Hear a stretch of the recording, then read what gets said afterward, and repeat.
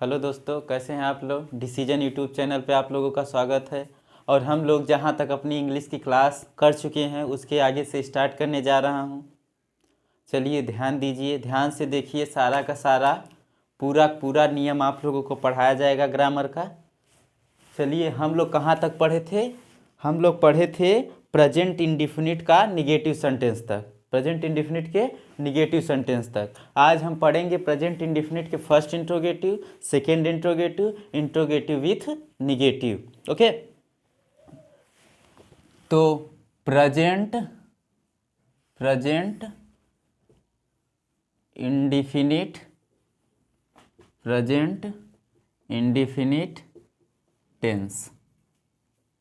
Present indefinite tense, इसमें मैं बताया था जिस वाक्य में मुख्य क्रिया के अंत में ता है लगा हो, ता ती ते हा हाय हुआ हुए हुई के बाद है हो हूँ आया हो, तो वहाँ पर प्रेजेंट इंडिफिनिट टेंस होता है। इसमें मैंने पॉजिटिव बताया, फिर उसके बाद मैंने निगेटिव बताया। अब देखते हैं इसका इंट्रोगेटिव। इंट्रोगेटिव दो प्रकार, first interrogative, first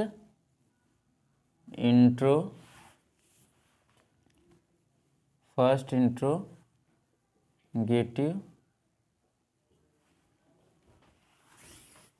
sentence, first interrogative sentence.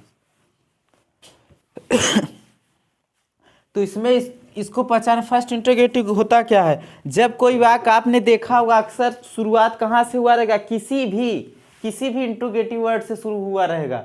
मतलब उसमें क्या दिया रहेगा, क्या वह जाता है, क्या ये जो क्या शब्द है इंट्रोगेटिव वर्ड है। इसी इंट्रोगेटिव से क्यों वह जाता है, शुरुआत हमारी इंट्रोगेटिव वर्ड से हो जाए, शुरुआत हमारी किससे हो जाए, इंट्रोगेटिव वर्ड से हो जाए, तो हम उस सेंटेंस को क्या कह देंगे, ये फर्स्ट इंट्रोगेटिव सेंटेंस का भाग है। क्या कह देंगे, ये फर्स्ट इंट्रोगेटिव सेंटेंस का भाग है। देखिए,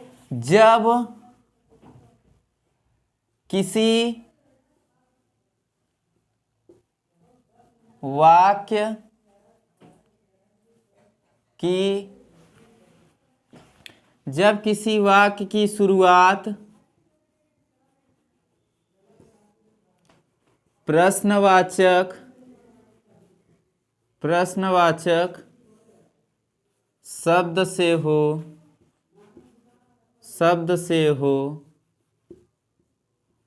तो वहाँ पर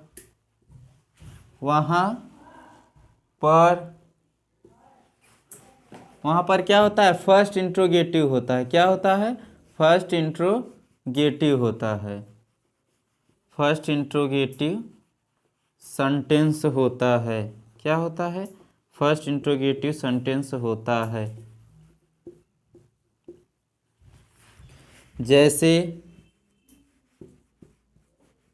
जैसे हम कह सकते हैं, शुरू में आ जाए क्या, वाक्य क्या शुरुआत ही किससे हो, क्या, क्यों, कब, कहाँ,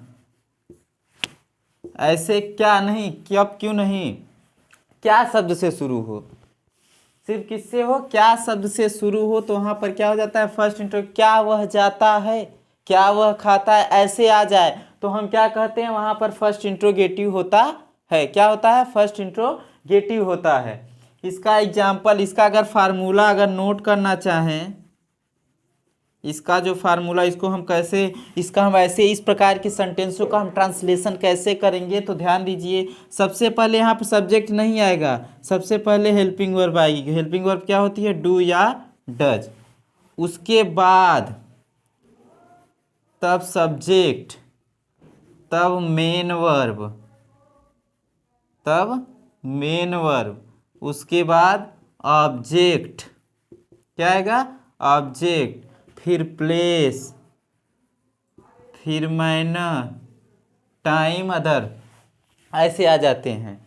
ओके, इसका एग्जाम्पल अगर हम देखना चाहें तो क्या मोहन प्रतिदिन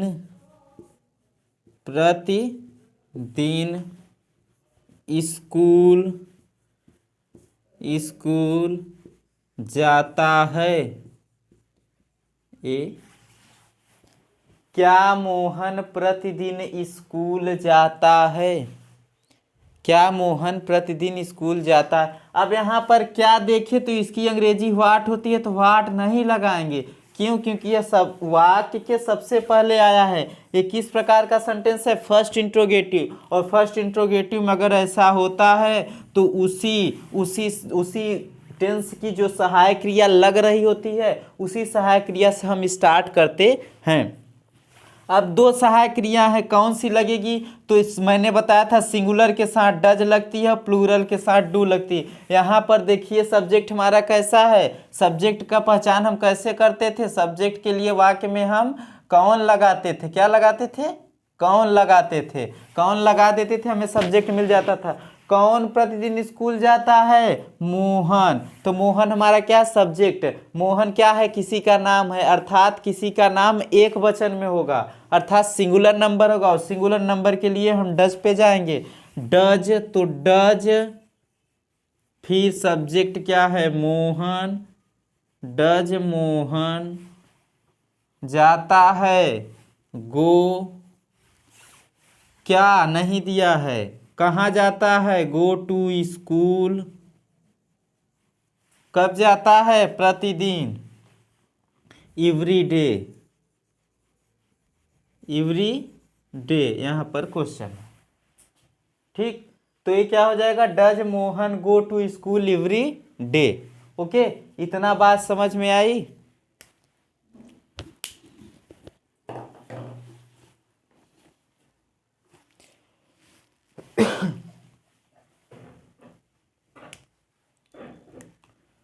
तो प्रेजेंट इंडेफिनिट टेंस का first interrogative sentence, interrogative sentence, first interrogative sentence.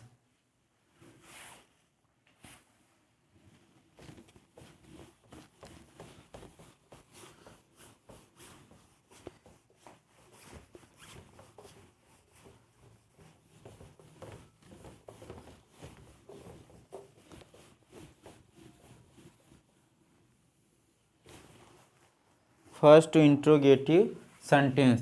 अब देखिए सेकेंड इंट्रोगेटिव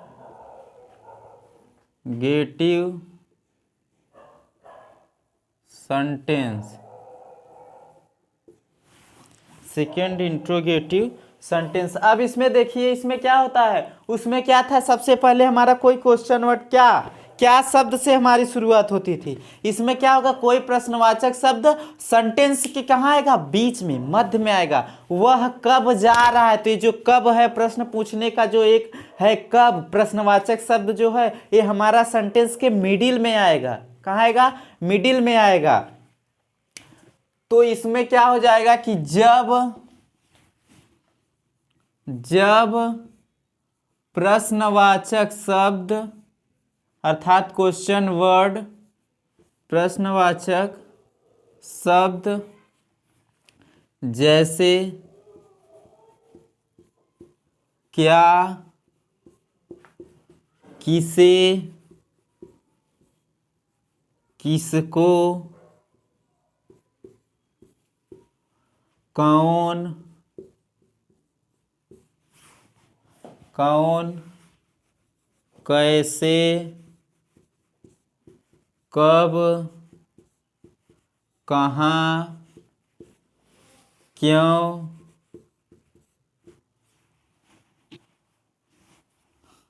वाक्य के मध्य में आए तो वह सेंटेंस सेकेंड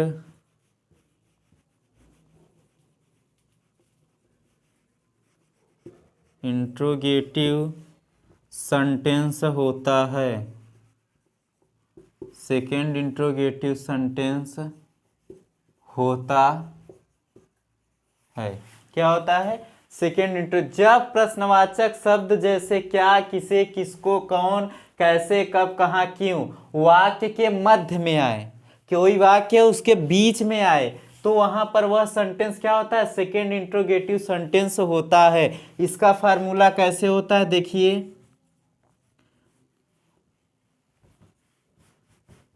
फार्मूला इसका देखिए, ये होता है इंग्लिश ऑफ क्वेश्चन वर्ड।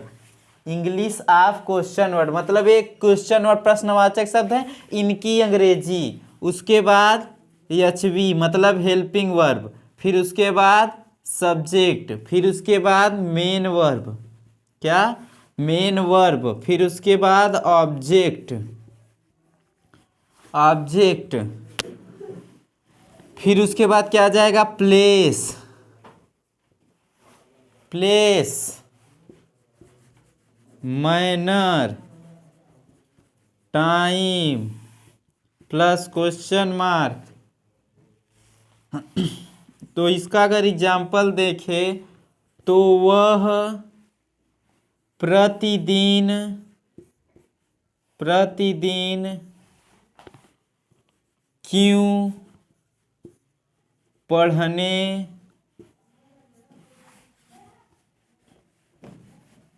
वह प्रतिदिन क्यों रोता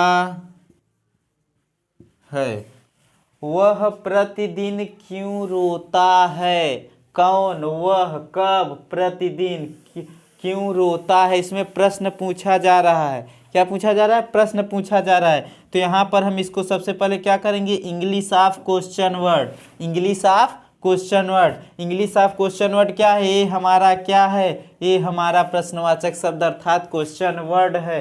तो इसकी इंग्लिश क्या होती है, वाई, वाई।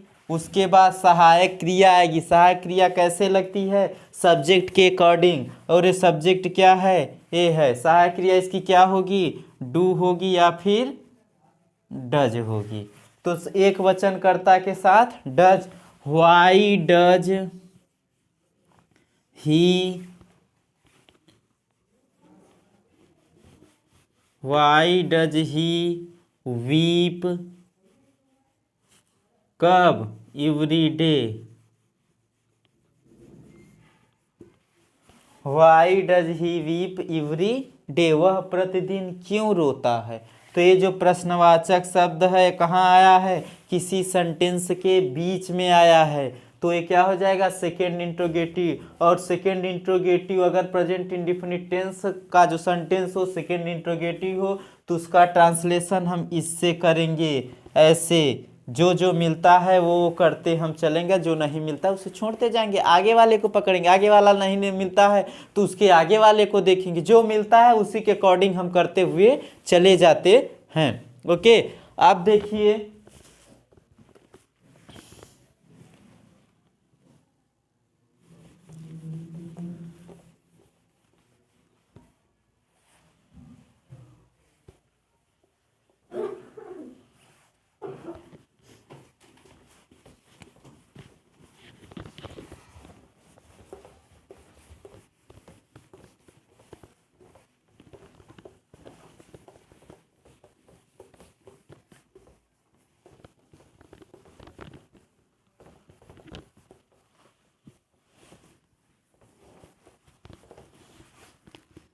अब देखिए अब क्या होगा, interrogative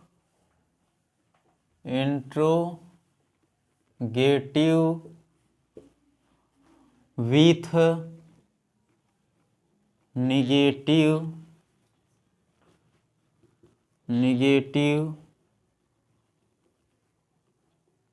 sentence, interrogative with negative sentence. इसमें क्या होता है, जब कोई ऐसा वाक्य हो जिसमें प्रश्न पूछने के साथ साथ बात को हम क्या करें, नकार भी दे, मना कर दें, बात को हम क्या कर दें, नकार भी दे, तो वहां पर क्या होता है, वहां पर इंट्रोगेटिव विथ निगेटिव सेंटेंस होता है, वहां पर क्या होता है, इंट्रोगेटिव विथ निगेटिव सेंटेंस होता है।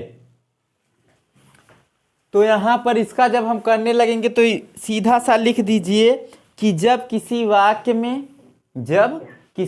में क्वेश्चन वर्ड अर्थात प्रश्नवाचक शब्द के साथ साथ किसी बात को नकार दिया जाए उसमें, या फिर निगेटिव भी आ जाए, नहीं भी लगा हो, शब्द नहीं भी लगा हो इंट्रोगेटिव वर्ड के साथ, तो वहां पर हम क्या कहते हैं, वहां पर इंट्रोगेटिव विथ निगेटिव होता है।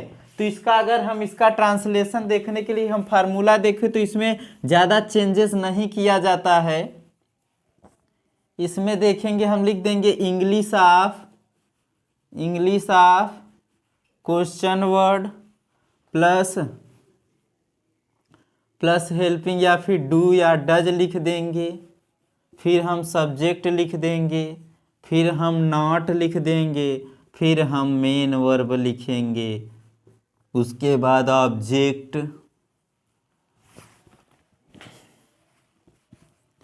Place, manner, time plus question mark. Okay, ये ऐसे कर देंगे। इसका अगर एग्जाम्पल देखना हो तो वह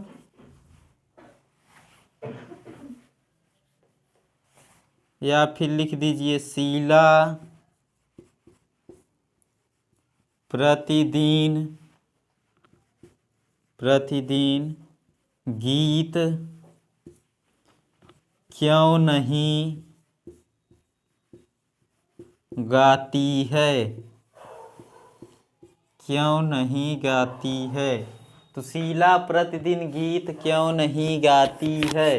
तो यहाँ पर देखिए इसका करेंगे क्वेश्चन वर्ड क्या है, वाई। अब एक वचन के साथ डज, वाई डज शीला।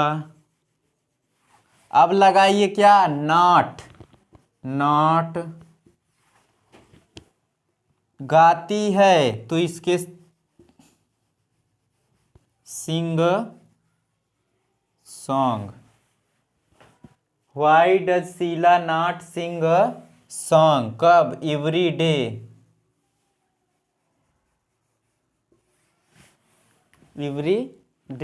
प्रतिदिन वह गीत क्यों नहीं गाती है। सिंग सॉन्ग माने होता है गीत गाना, सिंग सॉन्ग माने होता है गीत गाना। ओके, यहाँ तक हम कंप्लीट कर चुके हैं, अर्थात हमारा जो प्रेजेंट इंडेफिनिट टेंस है ये क्लियर हो गया। प्रेजेंट इंडेफिनिट टेंस हमारा क्लियर हो गया। अब हम प्रेजेंट इंडेफिनिट टेंस से कैसे भी प्रकार के सेंटेंस आएंगे तो हम उनको कर सकते हैं। कैसे, मैंने बताया प्रेजेंट इंडेफिनिट टेंस को पहचाना कैसे जाता है, फिर उसके बाद मैंने बताया प्रेजेंट इंडेफिनिट में कैसे प्रकार के वाक्य बन सकते हैं। भाई कोई भी वाक्य है या तो एकदम से पॉजिटिव, एकदम साधारण सा वाक्य पॉजिटिव बनेगा, या फिर उसमें निगेटिव आएगा, या फिर उसमें प्रश्न पूछा रहेगा, या फिर फर्स्ट इंट्रोगेटिव के अंतर्गत प्रश्न पूछा जाएगा, या फिर सेकेंड इंट्रोगेटिव के अंतर्गत प्रश्न पूछा जाएगा। अगर यहाँ से भी बचता है तो प्रश्न पूछने के साथ साथ उसमें बात को नकार भी दिया जाएगा। ऐसे प्रकार के सेंटेंस 5 प्रकार के सेंटेंस बन सकते थे, जिनका मैं क्या कहते हैं फार्मूले के साथ मैं उनका एग्जाम्पल देते हुए ट्रांसलेशन कैसे किया जाता है उसको बताते हुए चला। अब आगे चलते हैं हम अपनी अगला जो कॉन्सेप्ट हमारा हो गया, क्या होगा, प्रेजेंट कंटीन्यूअस टेंस। क्या होगा, प्रेजेंट कंटीन्यूअस टेंस होगा। अब इस देखिए प्रेजेंट कंटीन्यूअस के नाम से ही पता चल रहा है क्या, कंटीन्यूअस। आपने हमेशा कहीं पे सुना होगा अपने कार्य को कंटिन्यू रखो। लोग कहते हैं ना कि कार्य को कंटिन्यू रखते रहिए, मतलब अपने कार्य को क्या बने रहने दीजिए, लगातार जो हो रहा है होने रहने दीजिए, उसे रोकिए मत, या फिर ये मत कहिए कि हो चुका या कैसे भी नहीं, कार्य जारी रहने दीजिए। क्या, कार्य का जो कार्य का होना है वो क्या हो, जारी हो, रुके ना, कंटिन्यू रहे। ओके, कार्य हमारा क्या रहे, कंटिन्यू रहे। तो present continuous tense, present continuous tense. इसमें क्या रहे, इसमें कार्य क्या रहे, जारी रहे, कार्य का क्या हो, जारी रहे, इसमें रुके ना, तो इसमें कार्य हमारा कंटिन्यू रहता है। तो इसकी हो कैसे जाता है कि प्रेजेंट कंटिन्यूअस को हम पहचानते कैसे हैं कि जब किसी वाक्य की मुख्य क्रिया के अंत में रहा है, रही है, रहे हैं या रहा हूँ, ठीक, ऐसे रहे रहे रही के बाद, रहा रही रहे के बाद है हो हूँ आ जाए, है हो हूँ आ जाए, तो वहाँ पर हम क्या कह देते हैं कि ये प्रेजेंट का जैसे कार्य कर रहा है, यानी कार्य का होना जो है जारी है, रुक नहीं रहा है, कार्य हमारा लगातार बना हुआ है, ये कार्य हो रहा है, वह पढ़ रहा है। तो जो पढ़ने का कार्य है हमारा क्या है, लगातार चालू है, जारी है, हमारा काम रुक नहीं रहा है। तो यहाँ पर हम क्या कह देंगे, कंटिन्यूअस कह देंगे। अगर अंतिम में है हो हूँ लगा है तो प्रेजेंट का कंटिन्यूअस, था थे थी लगा है तो पास्ट का कंटिन्यूअस, और गा गे गी लगा है तो यहाँ पर फ्यूचर का कंटिन्यूअस। तो हम यहाँ पर देख रहे हैं प्रेजेंट का कंटिन्यूअस। तो इसकी पहचान कैसे की जाती है, जब किसी वाक्य की मुख्य क्रिया में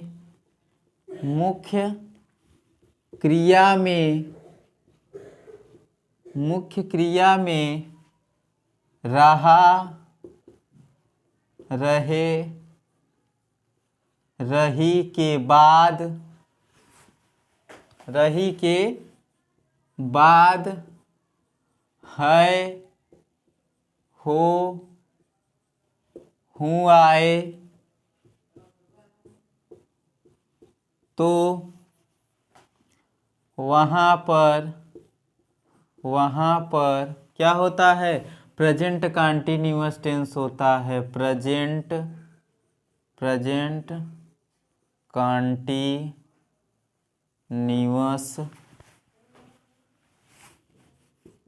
टेंस होता है, प्रेजेंट कंटिन्यूअस टेंस होता है। वहाँ पर क्या होता है, प्रेजेंट कंटिन्यूअस टेंस होता है। एग्जाम्पल देख लीजिए,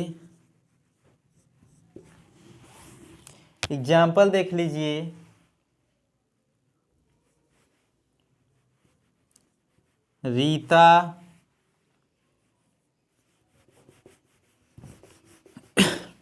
आज स्कूल जा रही है, रीता आज स्कूल जा रही है। या फिर राम प्रतिदिन फुटबॉल नहीं, राम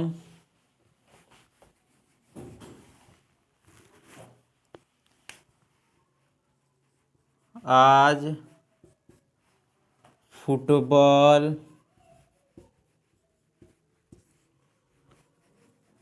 खेल रहा है। ओके, तो ये हो गया इसकी पहचान कैसे की जाती है। फिर उसके बाद दो एग्जाम्पल दे दिए, इसका फार्मूला हम बता देते हैं यहीं पे, फिर उसके बाद उसके पॉजिटिव और उसमें कैसे होता है उसको बताएंगे। तो ये देखिए, इसमें होता है सबसे पहले सब्जेक्ट होगा, फिर इज, एम, आर, ये हमारी सहायक क्रिया होती है प्रेजेंट कंटिन्यूअस की। उसके बाद मेन वर्ब में आईएनजी लगा रहेगा, क्या रहेगा, ING plus object plus manner plus time, object उसके बाद प्लेस, ऑब्जेक्ट के बाद प्लेस, फिर मैनर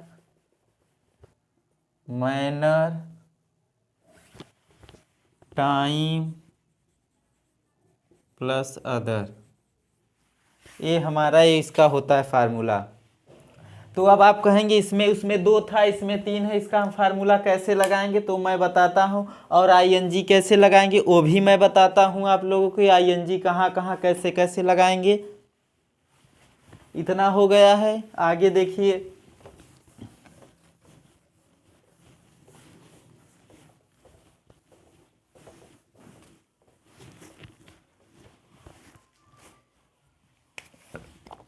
नोट यहाँ पर डालिएगा और लिखिएगा कि सिंगुलर सब्जेक्ट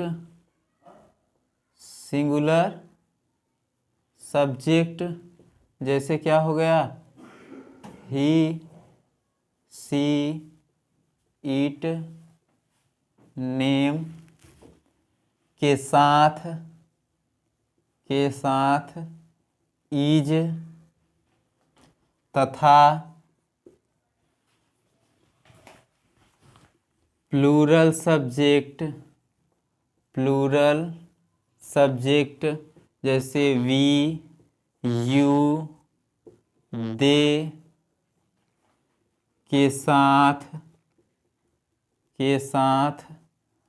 आर एवं सब्जेक्ट आई के साथ हमेशा एम का प्रयोग होगा।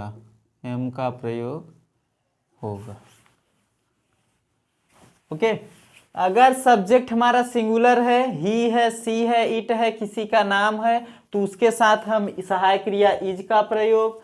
यदि हमारा सब्जेक्ट प्लूरल है, वी है, यू है, दे है, तो इसके साथ सब्जेक्ट हेल्पिंग वर्ब आर का प्रयोग। और यदि हमारा सब्जेक्ट आई है तो इसके साथ हमेशा हम किसका प्रयोग करते हैं, एम का प्रयोग करते हैं। ये तो हो गई हमारी हेल्पिंग वर्ब लगाने का तरीका। अब हम आगे देखते हैं आईएनजी भी लगाना है, तो हम कौन से वर्ब में कैसे आईएनजी लगाएंगे। ओके, तो इसको देखते हैं हम।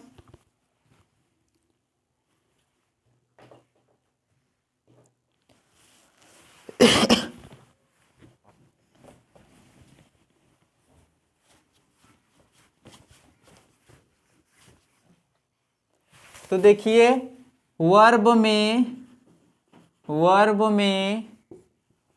आईएनजी लगाने का नियम। ओके, यहाँ पर डाल दीजिए रूल नंबर फर्स्ट। यहाँ पर डाल दीजिए रूल नंबर फर्स्ट। तो इसमें क्या करेंगे, जब किसी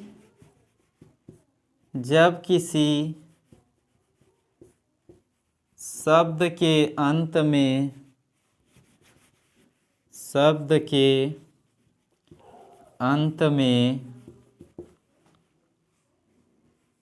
ई अक्षर हो, ई हो, तो आईएनजी लगाते समय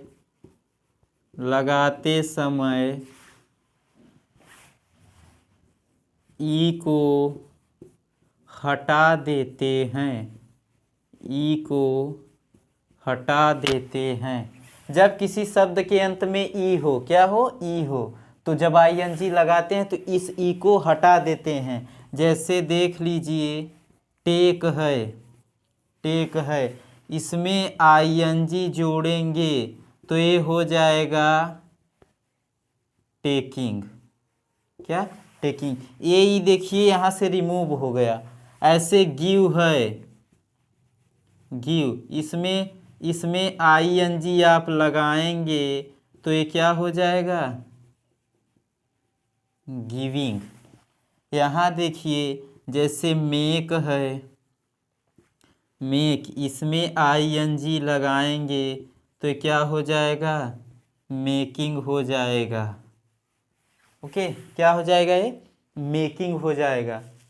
तो जब किसी शब्द के अंत में ई हो तो आईएनजी लगाते समय ई को क्या करते हैं, रिमूव कर देते हैं हम। ओके, आगे देखिए नियम नंबर 2, रूल नंबर 2।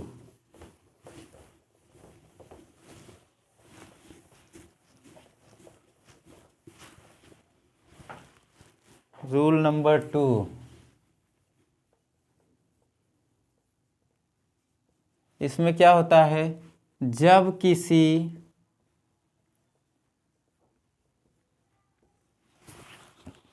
इसमें ये होता है कि जब किसी शब्द का अंतिम अक्षर व्यंजन हो, जब किसी शब्द का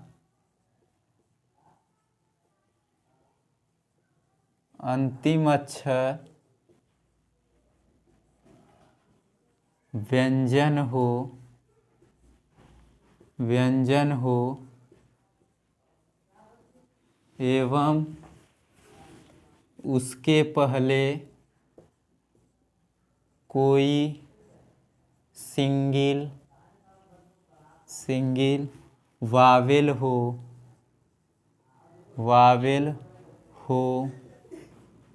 तो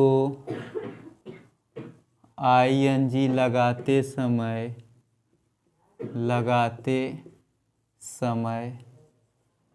कॉन्सोनेंट अर्थात व्यंजन, इसे कॉन्सोनेंट कहते हैं, कॉन्सोनेंट समय कॉन्सोनेंट को डबल कर देते हैं, कॉन्सोनेंट को डबल कर देते हैं,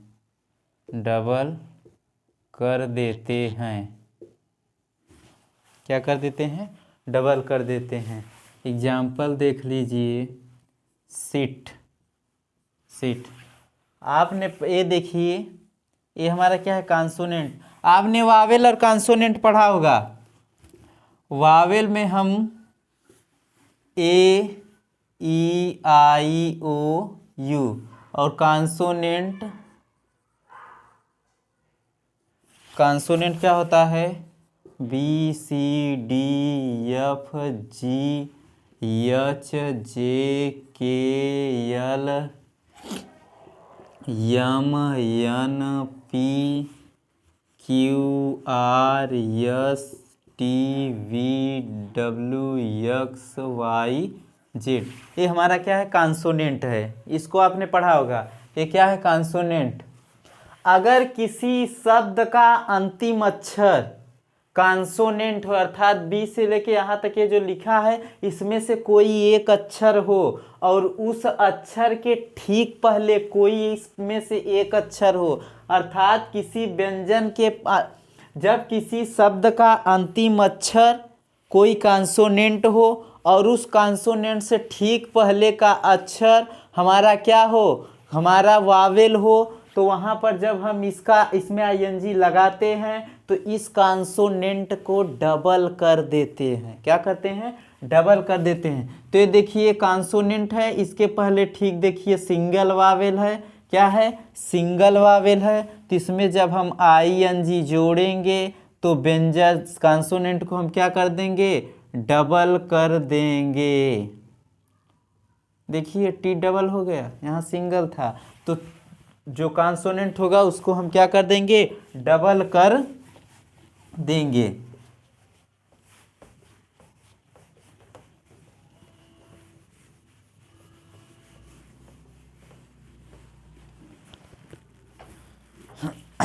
जैसे पुट हो गया, पुट प्लस आईएनजी, तो इसमें क्या हो जाएगा, इसमें भी डबल टी हो जाएगा, इसमें भी डबल टी। जब किसी भी कॉन्सोनेंट के ठीक पहले कोई सिंगल वावेल हो तो जब आईएनजी लगाते हैं तो इस कॉन्सोनेंट को हम क्या कर देते हैं, डबल कर देते हैं।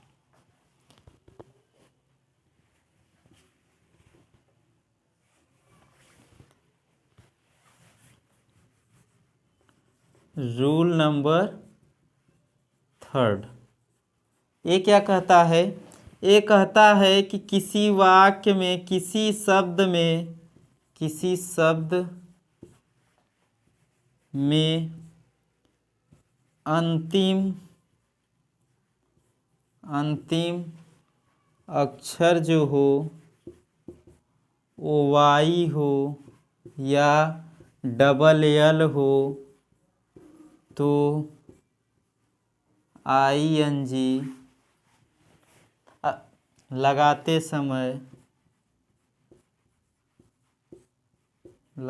समय y तथा l को नहीं हटाते हैं।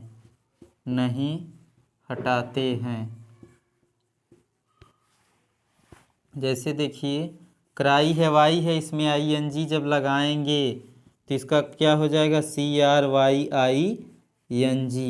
और डबल L वाला काल है, काल माने पुकारना, इसमें ING लगाएंगे जब, ते भी ऐसे का ऐसे ही बना रहेगा, ये ऐसे का ऐसे ही बना रहेगा।